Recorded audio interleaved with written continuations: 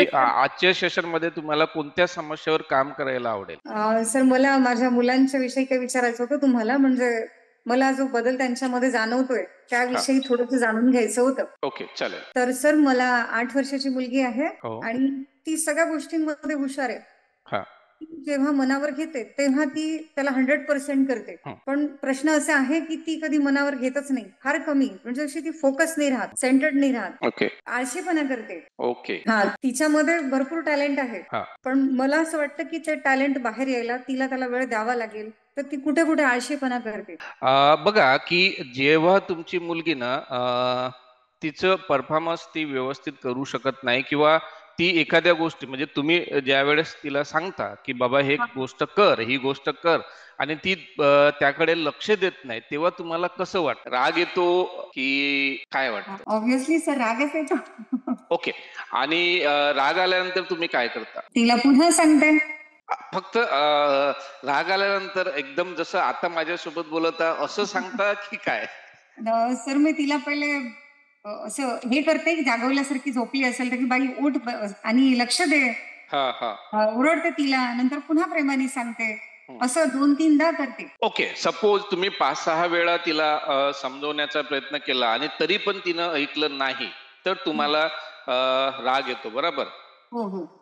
आणि राग आल्यानंतर हा जो राग आहे हा तुमच्याकरता फायद्याचा आहे का? याच्याने तुमचा काही फायदा होतो का रागामुळे? फायदा तर होतच नाही सर. बरं, मग या रागाला तुम्हाला कमी करायला आवडेल की वाढवायला? कमी करायला आवडेल. ओके. आता मला एक सांगा की जर आपल्याला हा राग कमी करायचा असेल किंवा रागाला जर बदलवायचं असेल, बरोबर? हो तर हो. मग या रागाच्या ऐवजी कोणती भावना फील झाली तर ती तुमच्याकरता आणि तुमच्या मुलीकरता हेल्दी असू शकतं, हेल्पफुल असू शकतं? प्रेमाने सांगितलं तर निश्चितच सर मलाही ते आवडेल आणि तिलाही आवडेल. ओके. प्रेमाने याचा अर्थ शांतपणे आणि रिलॅक्स राहून, बरोबर? हो हो. ओके. आता ही जी भावना आहे, तुम्ही जे म्हणालात, की शांत आणि रिलॅक्स राहून जर आपण मुलीला समजून सांगितलं, तर खरंच याचा आपल्याला फायदा होतो का? याचं थोडंसं आपण ना समजून घेण्याचा प्रयत्न करूया. सपोज अच्छा. माझी मुलगी आहे 5 वर्षाची आणि तिने ना घरी हॉलमध्ये एक कचरा करून ठेवलेला आहे. हो हो. आणि मी बाहेरून आलो आणि माझ्या पाठीमागे माझ्यासोबत काही मोठे गृहस्थ येणार आहेत, जसे अशोक घाटे सर, पुरुषोत्तम आवारे पाटील सर, असे डॉक्टर चिंचोलकर सर, असे महान गृहस्थ माझ्या घरी येणार आहेत. आणि मी ते घरी गेल्याबरोबर तो कचरा बघितला तर माझी रिॲक्शन साधारणतः काय असेल? मला काय फील होईल? रागच येईल सर. ओके. आणि कदाचित मी मुलीला मारू पण शकतो आणि जर असं घडलं मग तिची आई मारायचं येऊ पण शकतं. पण तुम्ही ओरडणार की हा, ही म्हणजे काय करते. मे बी मे बी ठीक आहे हो हो. की मे बी मी मुलींवर चुकीच्या पद्धतीने रिॲक्शन माझी होऊ शकतं आणि ती गोष्ट जर तिच्या मम्मीने ऐकली, पुन्हा दुसरी रिॲक्शन सुरू होऊ शकतं आणि अख्खा एका गोष्टीतनं दुसरी गोष्ट सुरू होऊ शकतं साधारणतः. हो हो. आणि ही गोष्ट माझ्या मुलीकरता हेल्दी आहे का? तिच्या विकासाकरता ही खरंच हेल्दी गोष्ट आहे का? नाही, अजिबात हेल्दी नाही सर. हा. दुसरी गोष्ट आहे, म्हणजे आता दुसरा उदाहरण बघूया. परिस्थिती तीच आहे. पण मी बाहेरून आलो, मला रूममध्ये हॉलमध्ये कचरा दिसला आणि मी एकदम शांत आहे, रिलॅक्स आहे. ठीक आहे. मी एकदम रिलॅक्स आहे. जाऊ दे बाबा, करू दे. लहान मुलं तर करतातच तसं. एकदम शांत आणि रिलॅक्स फील केलं. तर ही गोष्ट माझ्या मुलीकरता हेल्दी राहील का? नाही सर. हां, ती कारण कदाचित त्याला ज्यावेळेस आपल्याला शांत म्हणजे किंवा तुम्ही रिलॅक्स जर फील होतं त्याला ना. लाईटली घ्याल, तर मग कदाचित त्याचा असाही इफेक्ट होऊ शकतो, की तिला वाटेल की कचरा केलेला चालतो. म्हणजे हां, म्हणजे तिला प्रॉब्लेम वाटेल की नाही घरच्यांना. म्हणजे तिला वाटेल की माझे वडील तर काही म्हणतच नाही. तर आज आपण थोडासा कचरा केला, उद्या जास्त करूया. जास्त करायचा. बरोबर आहे आणि त्याच्याने हां. काही आपला फायदा होणार नाही. हो, हो. ओके. आता सपोज हीच घटना आहे. मी बाहेरून आलो आणि हं. बाहेरून आल्यानंतर मी बघितलं, की मुलीने कचरा केलेला आहे. पण मी न रागावता, न चिडचिड करता मुलीला जर असर्टिव्हली मुलीसोबत बोललं, की "बाळ, हे नेमकं काय केलं?" तिला विचारलं. तिनं सांगितलं, की "नाही, आमच्या टीचरने मला प्रोजेक्ट दिलं होतं आणि म्हणून मी माझ्या प्रोजेक्टचा वर्क केला." ओके. चांगलं केलं. पण बाळा एक काम कर, तुला जर अशा पद्धतीचं काही वर्क करायचं असेल ना, तर तुला मी ही रूम देतो. या रूम मध्ये तुला वाटेल तेवढा तुला कचरा करता येईल, नो प्रॉब्लेम. फक्त हॉलमध्ये असं कचरा केलेला मला आवडणार नाही, मला पसंत पडणार नाही. म्हणून कृपया उद्यापासून हॉलमध्ये कचरा करू नकोस. असा जर आपण संवाद केला तर या संवादामुळे आपल्याला फायदा होईल का, आणि आपल्या मुलीला आणि आपल्या कुटुंबाला फायदा होईल का? अर्थातच सर, ओके. असं केल्यानंतर फायदा होईल. ओके. तर मग आपण आजचं गोल सेट करूया आजच्या थेरपी सेशनचा, की पण रागाऐवजी आपल्याला पण आहे असर्टिव्ह सर. भावना फील करत. हो, पेन आणि हा. पेपर घेऊन या. नाही नाही, त्यात एक पण आहे हा. की कदाचित हे पहिल्यांदाच सांगण्यानी त्यांच्यापर्यंत नाही पोहोचेल. नाही, आता बघा की आपण काय करतो ना, की पहिल्यांदा आपण इमोशन बदलवूया, की त्याच्यामुळे आपल्याला काय बेनिफिट होईल ती गोष्ट. त्याच्यानंतर मुलीसाठी तुम्ही काय काय उपाययोजना करू शकता आणि तुम्हाला काय काय स्टेप करायला पाहिजे, ह्या गोष्टी सुद्धा आपण समजून घेणार आहोत. अच्छा. ओके. तर फक्त पेपर आणि पेन घ्या, की जेणेकरून तुम्ही नेमकं काय केलं, काय काय आपण प्रोसिजर वापरलं, यावरती तुमचा फोकस टिकून राहील. त्याकरता पेपर आणि पेन जर असेल तर उत्तम. चालेल सर. ओके. अ, की रागाऐवजी असर्टिव्ह भावना फील करणं. ओके. रागाऐवजी असर्टिव्ह भावना फील करणं. हा. पुढे लिहा कंसामध्ये,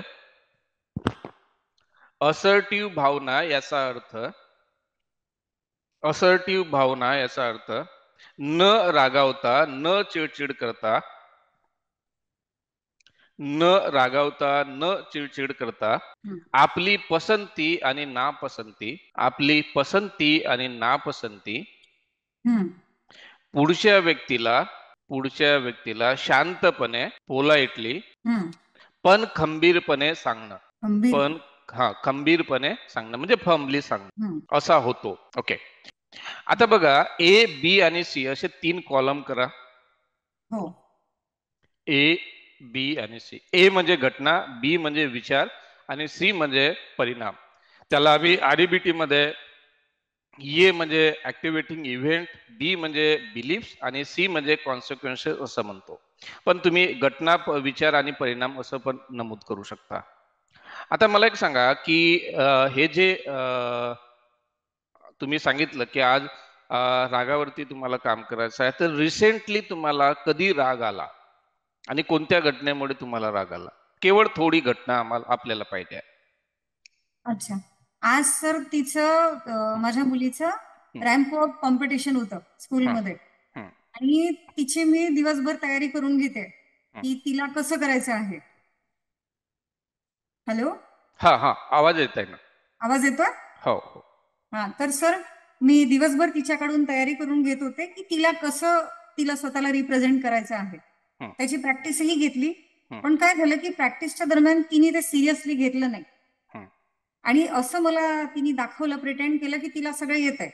हं, मी म्हटलं हिला येत असेल. हं, नंतर आम्ही तयारी करून स्कूलमध्ये गेलो, रॅम्प वॉक झालं. हं, आणि नेमकं तेच झालं, रॅम्प वॉकच्या 5 मिनिटं आधी मी तिला सांगायला गेली की सगळं काही करशील, फक्त तू स्माइल करशील. हं, बाकी काही झालं तरी चालेल, पण तू स्माइल करत रॅम्प वॉक करशील. हं. मग तिने नेमकी तिथेच चुकी केली. ती रॅम्प वॉक तर तिने केला, हं. पण तिने स्माइलच नाही केलं. ओके. हा, आणि सर माझं कसं होतं की आता सर कधी कधी आपलं एक्सपेक्टेशन ही हाय असतात. हा. म्हणजे तिने ते हाय करून ठेवल्यात. ती कुठेही टॉपर असते, विनर असते, मग आपणही कधी कधी जास्त एक्सपेक्ट करायला लागतो की तिने प्रत्येक ठिकाणी फर्स्टच प्राइज आणायला पाहिजे. हं. प्राइज तर नाही, पण मला असं वाटलं की तिने तिचा 100% द्यावा. ओके. आता मला एक सांगा, की या प्रसंगामध्ये नेमकं तुम्हाला राग कशामुळे आला? की राग तिने की तिला सांगूनही स्माइल सांगितल्यावर केली नाही? हा, तिने फॉलो केलं नाही, तिने तिचं 100% दिलं नाही. आणि हा मी जेव्हा समजावून सांगत होती त्याच्याकडेही तिचं कदाचित लक्ष नसेल. हा. म्हणजे तुम्ही इतकी मेहनतीने सांगून सुद्धा हा हा. तिने फॉलो केलं नाही आणि नाही म्हणून नाही. तुम्हाला राग आला, बरोबर? हो. हो. ओके. तर ए मध्ये लिहा, ए कॉलम मध्ये लिहा, हा. की मुलीला, म्हणजे मी इतकी मेहनतीने सांगून सुद्धा मुलींनी फॉलो केलं नाही, म्हणजे माझं ऐकलं नाही. इतकं मेहनत घेऊन सुद्धा मुलींनी माझी गोष्ट ऐकली नाही. आपल्या प्रत्येकाच्या जीवनामध्ये अशा घटना होत असतात. आणि तुम्ही पण तुमचाही असा एखादा रागाचा प्रसंग व्हिज्युअलाइज करू शकता, इमॅजिनेशन करू शकता. बाकीचे जे युट्यूबला आहेत किंवा झूमला आहेत ते सुद्धा. आणि हे सर तिच्याचसाठी होतं, तिलाच कॉम्पिटिशन मध्ये भाग घ्यायचा होता. हा. मी तिला आधी विचारलं होतं की तुझ्याच्याने होत असेल तर कर, अदरवाईज राहू दे. तर ती ओके. म्हटली नाही मला करायचंय आणि मला पहिलं प्राइस पण पाहिजे. नाही, आता याच्यामध्ये आपण समजून घेऊया की नेमकं राग हा कसा आला आणि राग आपण कसं बदलवू शकतो. ओके. नाही तर म्हणजे तिने मला फॉलो केलं नाही याच्यासाठी नाही सर, हा. तिने जे करायला पाहिजे होतं ऍक्च्युली तिथे, ते हा. तिने तिथे रिप्रेझेंट केलं नाही म्हणून थोडासा राग आला. ओके. ओके. तर ए मला थोडस ना पुन्हा रिफाईन करा की तिला जे करायचं होतं तिने ते केलं नाही. हा हा. ओके. तर ए ला थोडस रिफाईन करा, तिला जे करायचं होतं तिने ते केलं नाही. ओके. ओके. आणि सी कॉलम मध्ये लिहा राग. इरिटेट पण झालं का थोडं? थोडं इरिटेट झालं ना सर, कारण मी दिवसभरापासून मेहनत घेतीये ओके. आणि ओके. तिचं ते म्हणणं होतं की माझं खूप छान झालं पाहिजे, टाळ्या पडल्या पाहिजे. ही तिचं असतं एक्सपेक्टेशन की मम्मी ओके. टाळ्या पडल्या म्हणजे एक नंबर परफॉर्मन्स झाला. ओके. ओके. तिचं म्हणणं हा. असतं. तर सी मध्ये लिहा की इरिटेशन. आणि असं फील झाल्यानंतर तुम्ही काय केलं? तुमचा संवाद कसा होता? हेल्दी होता का? थोडस रागात बोलली मी तिला. Okay. Unhealthy communication. C column मध्ये लिहा अनहेल्दी कम्युनिकेशन. अनहेल्दी. हा. आता याच्यामध्ये बघा की जर मुलींनी परफॉर्मन्स व्यवस्थित केला असता तर हा. तुम्हाला राग आला असता का? नाही सर. याचा अर्थ की मुलींनी परफॉर्मन्स व्यवस्थित केला नाही म्हणूनच तुम्हाला राग आला, बरोबर ना? हो हो. हो सर. 100% खात्रीपूर्वक ना? म्हणजे याच्या आधी तरी असं झालंय सर हा. की मी की जेवढे मुलीचा परफॉर्मन्स जर चांगला असता तर आपल्याला राग आला मी जर नसता. 10% तिच्याकडून एक्सपेक्ट केलं असेल तर तिने अगदी मला 50% 60% एवढं दिलेलं आहे. ओके. मग ओके. अशा वेळेला खूप हे होतं. हा. खूप पण आता ही गोष्ट तर खरी आहे ना की मुलीने जर परफॉर्मन्स चांगला केला असता तर हा, तुम्हाला हा, राग हा. आला नसता. नाही म्हणजे नाही. राग येण्याचा मूळ कारण तुमच्या विचारानुसार मुलीचा परफॉर्मन्स व्यवस्थित न हो हो. करणं हाच आहे, बरोबर? हो हो सर. हा, ओके. आता बघा की आपण गोल पण सेट केला आहे की आपल्याला रागाऐवजी असर्टिव्ह फील करायचं आहे. आता मला एक सांगा की सपोज तुमच्या 10 मैत्रिणी आहेत हम्म. आणि त्या 10 मैत्रिणींना तुमच्याच मुलीसारख्या मुली आहेत आहेत. आणि त्यांच्या मुलीने सुद्धा सेम तुमच्या मुलीसारखंच परफॉर्मन्स केलं तर त्या तुमच्या 10 मैत्रिणींना तुमच्या एवढाच राग येईल का? Exactly same. नाही सर. बरं मला एक सांगा, आता माझ्या हातामध्ये नाही का हा एक पेन आहे. हम्म. समजा मी याला वरून सोडलं तर काय घडेल? तो खाली पडेल. बरं बघूया. हा, पडला बराबर. आता तुम्ही करून बघा बरं.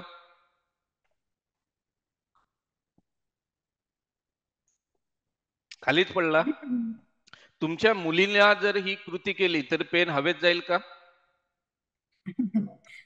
म्हणजे नाही. रस्त्यावरच्या भिकाऱ्यांनी जरी केलं तरी पेन खालीच पडेल, एखाद्या राष्ट्रपतीने जरी केलं तरी पेन खालीच पडेल, जगातल्या नाही. सर्वात मोठ्या सायंटिस्टने केलं तरी पेन खालीच तरी पडेल. खालीच म्हणजे याचा पडेल. अर्थ काय? घटना जर सारखी असेल तर परिणाम कसे व्हायला पाहिजे? सारखे. सारखी व्हायला पाहिजे. पण इथे मात्र घटना सारखी आहे आणि काही लोकांना कदाचित तुमच्यापेक्षा जास्त राग येईल, काही लोकांना तर इतकं राग येईल की ते मारून पण देतील. नाही, काही हा. जणांना कदाचित रागच येणार नाही. हा. हे पण होऊ शकतं ना, काही त्यांना लोकांना माहिती आहे रागच की येणार नाही, मुलांना काही मी काही लोकांना. बोलू शकत नाही. हा, काही लोकांना असर्टिव्ह पण फील होईल. हो हो. पण आता मला एक सांगा, मला एक प्रश्न पडला की घटना एकच आहे तरी पण असं प्रत्येक लोकांना वेगवेगळं का बरं फील होत असेल? प्रत्येकाची विचारसरणी वेगळी आहे सर. हा, एक्झॅक्टली. कारण त्या घटनेबाबत विचार करण्याची प्रत्येकाची सवय ही वेगवेगळी आहे. विचार करण्याची प्रोसेस आणि प्रक्रिया प्रत्येक जणाची वेगवेगळी आहे. म्हणजे प्रत्येक व्यक्ती त्या घटनेबाबत कसा विचार करतो त्यामुळे त्यांना चांगलं किंवा वाईट फील होतं, बरोबर ना? हो हो. मग याचा अर्थ हा पण होतो की तुम्हाला तुमच्या मुलीच्या परफॉर्मन्समुळे राग आला नाही, तर परफॉर्मन्स बाबत तुम्ही जो विचार केला त्या विचारामुळे तुम्हाला राग आला. बरोबर? अच्छा. बरोबर आहे बरोबर सर. ना? परफॉर्मन्स बाबत जो विचार केला त्या विचारामुळे राग आला. आहे ठीक ना? आहे. हो. आता मला एक सांगा की ही गोष्ट तुमच्याकरता गुड न्यूज आहे की बॅड न्यूज आहे? कारण बघा, सुरुवातीला तुम्हाला वाटत होतं की मुलीच्या परफॉर्मन्समुळे तुम्हाला राग आला, पण जेव्हा हम्म. आपण अनालिसिस केलं तेव्हा कळलं की आपल्या स्वतःच्या विचारांमुळे राग आला. तर ही गोष्ट तुमच्याकरता गुड न्यूज आहे की बॅड न्यूज आहे? कन्फ्युजिंग आहे सर. ओके, गुड मी न्यूज पण तुम्हाला आहे, सांगतो की ही आपल्याकरता गुड न्यूज आहे. आणि गुड न्यूज याच्याकरता, कारण मला एक सांगा की तुम्हाला भूतकाळात घडलेल्या घटना बदलवता येतात का? नाही. बरं, भविष्य काळात घटना कंट्रोल करता येतात का भविष्य काळातील? कंट्रोल नाही करता येत, पण त्यांच्यासाठी ट्राय तर नक्कीच करू शकतो ना सर. नाही, पण त्या तुमच्यानुसार, तुमच्या ट्राय केल्यानुसार त्या घटना बदलतात का? नाही, बदलत तर नाहीत. हा, म्हणजे याचा अर्थ आपण भविष्यातील घटना आणि भूतकाळातील घटना कंट्रोल करू शकत नाही, पण तुम्ही तुमचे विचार बदलवू शकता की नाही? विचार बदलवू शकते सर. हा, म्हणून ही आपल्याकरता गुड न्यूज आहे की आपण आपले विचार बदलवू शकतो.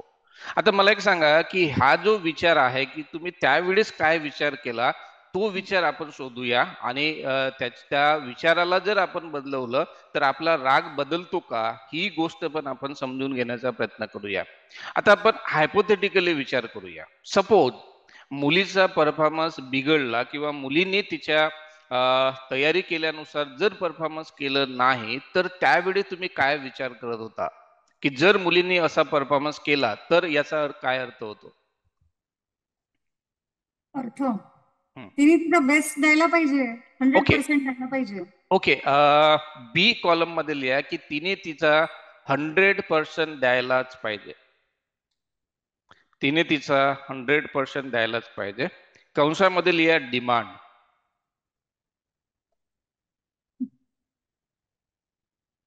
डिमांड. ओके. आता ही ना डिमांड आहे, म्हणजे जसं आपण सातत्याने बोलतो की असं व्हायला पाहिजे, त्यांनी असं बोलायला पाहिजे, त्यांनी असं करायला पाहिजे, यांनी असं निर्णय घ्यायला पाहिजे, सचिन तेंडुलकरनी सिक्स मारायला पाहिजे होतं, यांनी हे करायला पाहिजे होतं, माझा फर्स्ट नंबर यायला पाहिजेच होतं. या पद्धतीनं हे डिमांड, किंवा होतं किंवा नव्हतं, म्हणजे असंच करायला नाही पाहिजे, तसंच करायला नाही पाहिजे, ते याला बरोबर आपण आहे. म्हणतो. हा, याला म्हणतो डिमांड. आपण डिमांड. ओके. आता मला एक सांगा की हा जग तुम्ही निर्माण केलेला आहे का? नाही सर. बरं, मला एक सांगा की तुम्ही इतरांच्या विचारानुसार वर्तन करता का? काय म्हटलं सर, सॉरी. तुम्ही इतरांच्या विचारानुसार वर्तन करता का? नाही सर. मग म्हणजे मला एक सांगा, इतरांनी तुमच्या विचारानुसार वर्तन करायला पाहिजे असं म्हणणं तार्किक वाटतं का? सर, ज्या मोठ्या लोकांच्या, मोठ्या म्हणजे वयाने किंवा सन्मानाने, हं. त्या लोकांच्या जर काही चांगल्या गोष्टी असल्या, आपले जे आयडल्स असतात, आपण त्यांचे फॉलो करतोच ना. नाही, पण तुम्हाला जे चांगलं वाटतं तीच गोष्ट इतरांनाही चांगलीच वाटावी नाही, असं असं काहीच म्हणणं हे नाही. प्रॅक्टिकल आहे का? नाही सर, हे प्रॅक्टिकल आता नाही एक आहे. गोष्ट सांगतो की सपोज तुम्ही देव आहात. एक नाही. इमॅजिनेशन इमॅजिनेशन आपण करू शकतो. अच्छा. आणि तुम्ही एका ब्रिज वरती उभे आहात आणि तुमच्याकडे हा पॉवर आहे की कोणाचे विश तुम्ही फुलफिल करू शकता किंवा डिनाय करू शकता. ओके. अशा वेळी ना एक मुलगा आला 12वीत असणारा, त्याने तुमच्याकडे मागणी केली की रुपालीजी, मॅडम मला 12वी मध्ये 85% पास होऊ द्या. आणि त्याचे कॉलेजमध्ये साधारणतः जे काही अगोदरच्या परीक्षा झालेल्या आहेत त्याच्यामध्ये त्याला 85% मिळत आहेत. तर मग तुम्ही त्याची मागणी पूर्ण कराल की डिनाय कराल? डिपेंड सर, त्याचं बिहेवियर किंवा त्याचं ओके. तुम्ही काय ठरवून. कराल? मग तुम्ही काय कराल, काय ठरवाल त्याला? तुमच्याकडे चॉईस आहे, तुम्हीच गॉड आहात, तर त्याची डिमांड तुम्ही पूर्ण करणार की डिनाय करणार? ते सांगितलं ना सर, डिपेंड करतं. तो जर त्या नाही, पण वाटेने आता तुम्हाला ठरवायचं आहे ना. तुम्ही गॉड आहात, तर तुम्ही आता काय निर्णय म्हणते ना, घ्याल? मी तर देव असेल तर मी पण हेच बघेल की तो त्या वाटेवर चालत असेल तर मी त्याला नक्की देईल. तो त्या ओके, म्हणजे त्याला वाटेवर. तुम्ही त्याची विश फुलफिल करणार, बरोबर? हो. ओके. त्याच्यानंतर एक मुलगी आली हं. जी तहसीलदार आहे. आणि तिने तुमच्याकडे डिमांड केली की माझा एका मुलावरती प्रेम आहे आणि त्याच मुलासोबत माझं लग्न होऊ द्या, तर तुम्ही तिची विश फुलफिल कराल की डिनाय कराल? हा काय प्रश्न. काय कठीण कराल? आहे. नाही, तुम्ही गॉड आहात ना. सगळ्यांच्या विश कशा फुलफिल करता येतील सर? कुणाच्या. हा, एक्झॅक्टली. जरी तुम्ही गॉड असाल ना, तरी पण तुम्ही सर्वांच्याच विश डिमांड फुलफिल करू शकत नाही. आणि तरी पण तुम्ही इतरांकडनं आणि स्वतःकडनं डिमांड ठेवणं हे तुम्हाला लॉजिकल, प्रॅक्टिकल वाटतं का? म्हणजे सर मग याचा अर्थ असा घ्यावा का, की जर एक्झाम असेल तर एक्झाम 10 मार्क्सची आहे, तर मग मी 10 पैकी 10 मुलांकडून भेटायला पाहिजे, ते एक्सपेक्टेशनच ठेवायला नको. त्याला जर no, 2 mark. No, no, no. तसंही ठेवलं तरी अनहेल्दीच आहे. आता बघा की याच्यातला मूळ जो तार्किक भाग आहे तो आपण विसरतो. आपण एकतर 100% नाहीतर 0 असाच विचार करतो. पण त्याच्यातला मधातला पण एक भाग आहे. त्याला म्हणतो आपण रॅशनल विचार. आता सपोज तुम्ही जर त्यावेळी जर असा विचार केला असता की माझ्या मुलीने जर परफॉर्मन्स चांगला केला तर मला आवडेल, माझ्या मुलीने परफॉर्मन्स व्यवस्थित केला नाही तर ही गोष्ट मला पसंत पडली नाही, मला आवडली नाही. पण तिने उत्तमच परफॉर्मन्स करायला पाहिजे असं म्हणणं गरजेचं नाही, कारण ते प्रॅक्टिकल नाही, अचिवेबल नाही आणि हेल्पफुल नाही. असा जर विचार केला असता तर तुम्हाला राग आला असता की तुम्हाला असर्टिव्ह फील झालं असतं? सर्टिव्ह फील झालं असतं, पण ते सर पुन्हा तेच ना मग, की मुलांनी जेवढं दिलंय तेवढ्यात खुश राहा. नाही, नाही, दहा. नाही, असं नाही. पहिल्यांदा ना हा तार्किक विचार तुम्ही नमूद करून घ्या बी कॉलम मध्ये. हा. आपण एक एक गोष्ट क्लिअर करत जाऊया. हम्म. बी कॉलम मध्ये की जर माझ्या मुलींनी चांगला परफॉर्मन्स केला तर मला आवडेल, पसंत पडेल. जर हम्म. माझ्या मुलीने चांगला परफॉर्मन्स केला तर मला आवडेल, पसंत पडेल.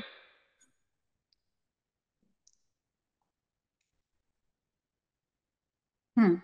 मुलीने चांगला परफॉर्मन्स केलं नाही, त्यामुळे ते मला आवडलं नाही, पसंत पडलं नाही, वाईट वाटलं. मुलींनी चांगलं परफॉर्मन्स केलं नाही, त्यामुळे मला ते आवडलं नाही, पटलं नाही, वाईट वाटलं. पण चांगलंच परफॉर्मन्स करायला पाहिजे, पण चांगलंच परफॉर्मन्स करायला पाहिजे असं म्हणणं गरजेचं नाही. पण चांगलंच परफॉर्मन्स करायला पाहिजे असं म्हणणं गरजेचं नाही. चांगलंच परफॉर्मन्स करायला पाहिजे असं म्हणणं गरजेचं नाही. असं कारण म्हणणं गरजेचं नाही. गरजेचं नाही, कारण ते तार्किक नाही, कारण ते तार्किक नाही, वास्तविक नाही आणि हेल्पफुल नाही. आता बघा, असा जर तुम्ही विचार केला असता तर तुम्हाला काय फील झालं असतं? मला रागही आला नसता, हं. आणि तिने जे केलंय कदाचित त्यात मी अजून चांगलं काहीतरी शोधलं असतं.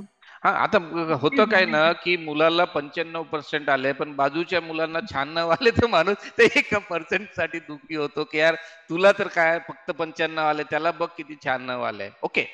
आणि असंही म्हणून चालणार नाही की बाबा जेवढे आले तेवढे ठीक आहे, ठीक आहे, पण याच्यातला जो मेन भाग आहे तो आपण सोडतो. आता बघा की तुम्हाला राग आला नसता, तुमचा बोलण्यातला जो संवाद आहे तो बदलला असता आणि कदाचित तुम्ही प्रोत्साहन पण दिलं असतं, जेवढं चांगलं केलं आहे त्याची स्तुती पण केली असती आणि ज्यामध्ये चुकलं ते रिमाइंड पण करून दिलं असतं ना मुलीला, की हम्म. बघ तू जर पुन्हा याच्याकडे लक्ष दिलं असतं तर ही गोष्ट पण तुला करता आली असती, कारण तू इतकी तयारी केली त्यामुळे तू इतका परफॉर्मन्स अतिशय उत्तम केला. बरोबर. हम्म. आता मला एक बरोबर. सांगा की राग आल्यानंतर तुम्हाला जास्त मदत होतं की असर्टिव्ह फील झाल्यानंतर तुम्हाला जास्त मदत होतं? राग आल्यानंतर तर सर नक्कीच नाही होणार. जेव्हा अं, राग आलेला नसेल, मी शांतपणे घेईल, तेव्हाच हेल्पफुल राहील, सगळं हां. चांगलं राहील. आता बघा तुमच्याकडे 2 चॉईस आहेत. एक चॉईस आहे की डिमांड करत राहणं आणि अनहेल्दी निगेटिव्ह इमोशन फील करत राहणं आणि त्याच्याने स्वतःचं चुकीचं बिहेवियर निर्माण करणं, मुलीसोबत चुकीच्या पद्धतीने वागणं, हसबंडसोबत चुकीच्या पद्धतीने वागणं. किंवा मग दुसरा एक चॉईस आहे की रॅशनल आणि तार्किक विचार करणं, हेल्दी फील करणं, स्वतःचं बिहेवियर हेल्दी ठेवणं. आता बघा, याच्यामध्ये मी तुम्हाला काही तुमचे जे काही धारणा आहेत त्याच्यावरती मी पुढे मार्गदर्शन करणारच आहे, तुम्हाला मदत करणार आहे, पण त्याच्या पूर्वी काही प्रश्न लिहून घ्या. हा रॅशनल विचार अधिक रुजवण्याकरता काही प्रश्न लिहून घ्या. प्रश्न नंबर 1, सांगा सर. मी माझ्या सर्वच डिमांड पूर्ण केल्या आहेत का? मी माझ्या सर्वच डिमांड पूर्ण केल्या आहेत का? ओके. केल्या आहेत का? नाही सर. ओके, उत्तर लिहा नाही.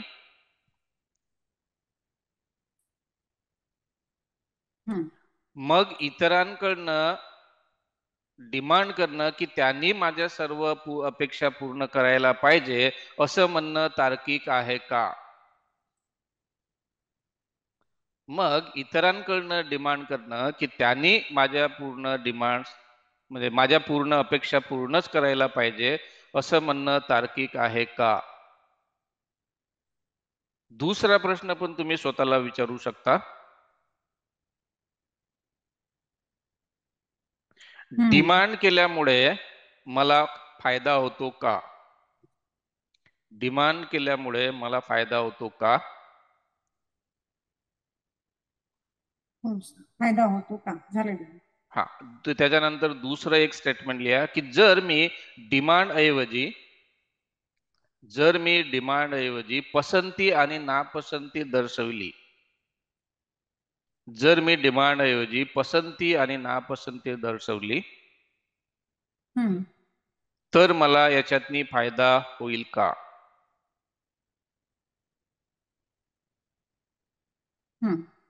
ओके. आता बघा की हे साधारणतः जर तुम्ही गोष्टी केल्या तर तुम्ही रागाला मॅनेज करू शकाल, असर्टिव्ह भावनामध्ये फील करू शकाल. आता दुसरा तुमचा प्रश्न आहे की मग जर आपण अपेक्षाच ठेवायची नाही तर मग करायचं काय? आता ही गोष्ट मी तुमची 100% ऍक्सेप्ट करतो किंवा या गोष्टीसोबत मी 100% सहमत आहे की विदाऊट अपेक्षाशिवाय माणसाला जगता येत नाही.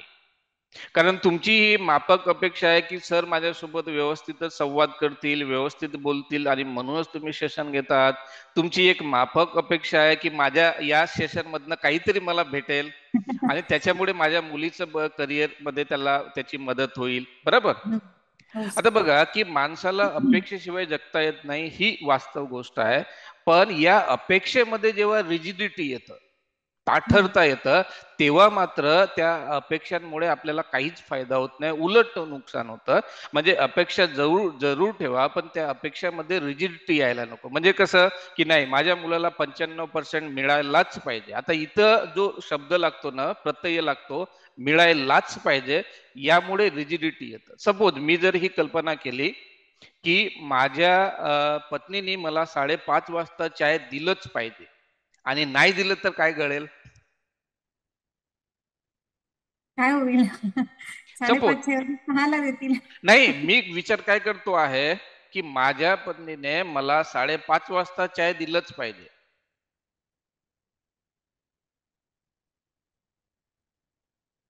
नाही दिलं तर मला राग येईल आणि मग त्याच्यातने पुढचं कारण माझी अपेक्षाच आहे. नाही, ही अपेक्षा नाही आहे तर त्याच्यामध्ये रिजिडिटी आहे. अपेक्षा plus rigidity is equal to irrational thinking, अतार्किक धारणा. आता सपोज याच घटनेविषयी जर मी विचार केला की जर माझ्या पत्नीने मला 5:30 वाजता चाय दिलं तर मला आवडेल, मला त्याच्याने मदत होईल, पण दिलंच पाहिजे असं म्हणणं गरजेचं नाही, मी पण स्वतः बनवू शकतो. आता मला एक सांगा, मला माझ्या पत्नीने जर मला चाय नाही दिलं तर मला राग येईल का? मला वाईट जरूर वाटेल, असं नाही की मला आनंद होईल, मला वाईट वाटेल, यार दिलं असतं तर मला हेल्प झाली असती, पण दिलंच पाहिजे असं गरजेचं नाही. आता बघा की होतं काय ना की आपल्याला ही सीमारेषा कळत नाही. आता एखादी गोष्ट जर आपल्याला आवडली नाही तर ती कशाला आपण म्हणायची की मला आवडली नाही, आवडली बाबा. एखादी गोष्ट वाईट वाटत असेल तर हो मला वाईट वाटलं त्या घटनेमुळे, पण ही घटना घडूच नये. आता ऍक्सिडेंट रोज होतात, काही कुटुंबामध्ये प्रमुख व्यक्तींचा मृत्यू होतो. आपण कशी काय डिमांड करू शकतो की आपल्याच मतानुसार घडायला पाहिजे? ठीक आहे, ही घटना काही चांगली नाही आहे ना, वाईटच आहे. आपण वाईट घटनेला चांगलं नाही म्हणत, त्यालाही रॅशनल नाही म्हणत. घटनेचा वास्तववादी स्वीकार करणं हे म्हणजे रॅशनल आपण म्हणतो. ठीक आहे. नाही, स्वीकार तर तो होतोच सर, फक्त कसं आहे त्याला थोडा वेळ लागतो कधी कधी. नाही आणि तर तो जो वेळ असतो ना, आता जसं तो रागाचा वेळ, त्या वेळेमध्ये आपण मुलांसोबत काय संवाद करतो ना, हे खूप महत्वाचं असतं. कारण त्यावेळी तर मी तिला हेच बोलली की बेटा तुझं आज जे झालंय, तुझे केलंय ते मला अजिबात आवडलेलं नाहीये. तुला जे सांगितलं आता बघा, तुमच्या ठिकाणी जर मी असतं तुम्ही काय केलं असतं? अरे वा, तू उत्तम डान्स केलं, ही स्टेप पण तू अतिशय उत्तम फॉलो केली, ती पण स्टेप तू उत्तम फॉलो केली, बघ तू इतक्या गोष्टी चांगल्या केल्या हा. आणि बघ की तू न ही दोन गोष्टी करायचं विसरलं. कदाचित तुझी ती लक्षात राहिलं नसेल, कदाचित तुला ते आठवलं नसेल. आता मला एक सांगा, मुलीचा फोकस कोणत्या पद्धतीनं सांगितल्यामुळे हेल्दी राहील? तुम्ही सांगितलेल्या पद्धतीने की मी सांगितलेल्या पद्धतीने? ऑब्विसली सर, तुम्ही सांगितलेल्या हां. पद्धतीने. तर बघा काय होतं ना, की पॅरेंटिंग स्टाईल जे आहे, मुलांसोबतचं कम्युनिकेशन, मुलांच्या भावना समजून घेणं. कारण बरेचदा काय होतं ना, मुलांना फक्त स्वतःच्या भावना एक्सप्रेस करायच्या असतात. जसं मुलगा धावत आला, एखादा साधा टीचरने त्याला स्टार काढून दिलेला असतं. त्याला वाटतं राष्ट्रपती पुरस्कार मिळाला. हां, आणि तो इतक्या उत्साहाने धावून येतो आणि मग आपलं एकदम अच्छा दिलं का? ओके, ठीक आहे. म्हणजे अशा पद्धतीचं जर आपल्या मुलांना आपण समजून घेत असू, तर तो त्याचा स्वतःकडे बघण्याचा दृष्टिकोन कसा तयार होईल? ओके. मग आपण जर त्या मुलांच्या भावना समजून घेतल्या, की त्या भावना आपण अंडरस्टँड केल्या, त्याला त्याचं फीडबॅक दिलं आणि 2 मिनिटामध्ये त्याला त्याचं समाधान वाटतं, की माझे आई-वडील माझ्या भावना समजतात आणि त्याच्यातनं मुलाची क्रिएटिव्हिटी वाढतं, त्याच्यातनं मुलाचा आत्मविश्वास वाढतो. त्याच्याकरता ना तुम्हाला पॅरेंटिंग जो हेम गिनॉट या नावाचे लेखक आहेत, त्यांचं बिटवीन चाइल्ड अँड पॅरेंट्स हा पुस्तक तुमच्यासाठी अतिशय उपयुक्त ठरू शकतो. हेम गिनॉट. Haim Ginott. नाही, Ginott. Haim Ginott. Between parent and child. Okay. जगभर प्रसिद्ध असलेलं आणि त्याच्यासोबतच दुसरं एक पुस्तक पण तुम्ही रेफर करा. यांचाच हेम गिनॉट यांचाच बिटवीन टीचर अँड स्टुडंट्स. हे 2 पॅरेंटिंगवरचे अतिशय शास्त्रशुद्ध बुक्स आहेत. त्याचा तुम्ही नक्की यूज करा. त्याच्यातल्या स्किल तुम्ही शिका आणि या सेशनचा उपयोग करून तुम्ही स्वतःचा राग मॅनेजमेंट करू शकता आणि स्वतःचं आणि मुलीचं तुम्ही या पद्धतीनं संगोपन करू शकता. ओके. आजचं सेशन तुम्हाला कसं वाटलं? छान वाटलं सर. बऱ्याचशा गोष्टी कळल्या की कधी कधी कुठे चुकत असतो आपण.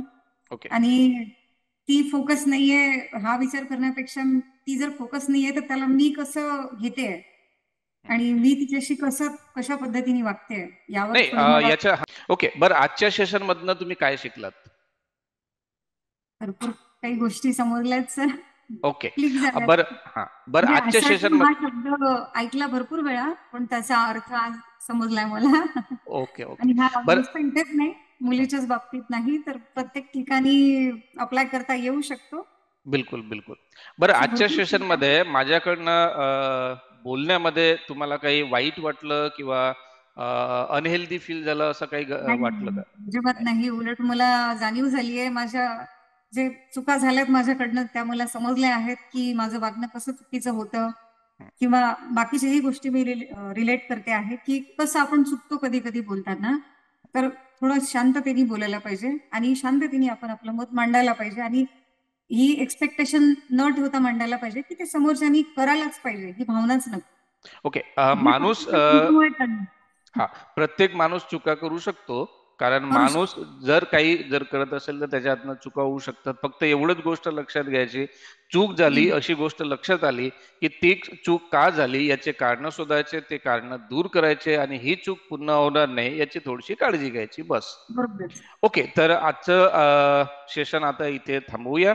आपण आलात, समस्या सादर केलीत आणि मला आणि सर्व श्रोत्यांना शिकण्याची संधी उपलब्ध करून दिली त्याबद्दल तुमचं